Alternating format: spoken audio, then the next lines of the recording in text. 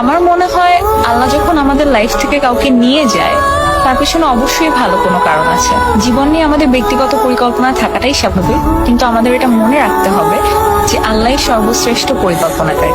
মানুষ সামাজিক জীব, তাই চলার পথে অ্যাটাচমেন্ট হওয়াটা ইজ আনঅ্যাভয়েডেবল। তাই অ্যাটাচমেন্ট ভেঙে গেলে কষ্ট পাওয়াটাও স্বাভাবিক, আর এই কষ্ট থেকে বের হয়ে আসার জন্য সময় লাগাটাও খুবই স্বাভাবিক। But don't forget that you deserve better and Allah has better plans for you.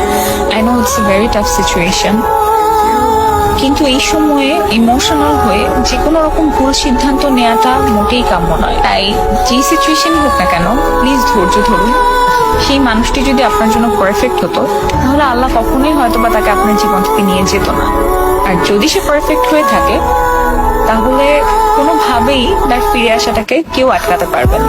So নিজের উপর বিশ্বাস রাখুন, আল্লাহর উপর বিশ্বাস রাখুন, এবং আমি মন থেকে দোয়া করি যেন আপনি সহজেই এই কঠিন পরিস্থিতি থেকে মুক্তি পেতে পারেন।